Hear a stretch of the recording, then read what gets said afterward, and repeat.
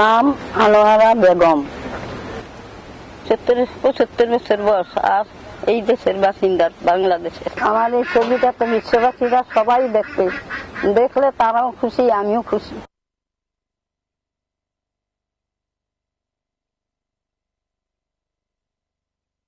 আমি 1 বছর আগে মিরপুরে গিয়েছিলাম একজন আত্মীয়র সঙ্গে। সে আমার 100 টাকা দিয়ে সাহায্য করতে, সেই টাকা পয়সা কিছু হয় নাই।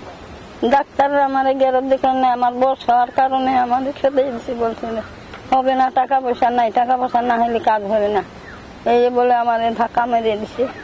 তারপর আমি বাড়িতে চলে আসছি। বয়স হয়েছে, দেখেন এইরকম বয়স হয়েছে, আমি এই পর্যন্ত বয়স্ক ভাতা পাই নাই।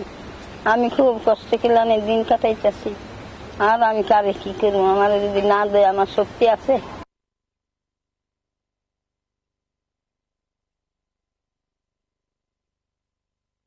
সকালে যে যারা আছে তারা যদি আমার ভালো মনে জানতো, ভালো মনেকে দেখছেন করতো, চাইতো, কেউ থাকতো, আমি চতুর্দিকে চেয়ে দেখলাম আমার সবই আছে, সব দিকেই পাবো, তখন আমার স্বাস্থ্যটা খুব সুন্দর থাকতো, আর আমার চিন্তা থাকতো না।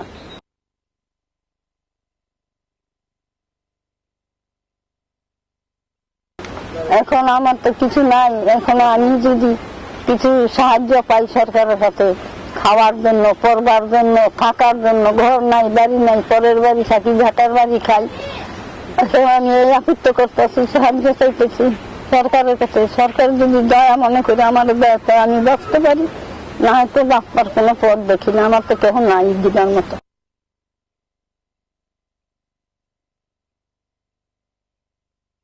আমি মনে করি যে বিশ্ববাসীরা সবাই আমরা যেন ভালো থাকি, সবাই যেন আমরা শান্তি থাকি।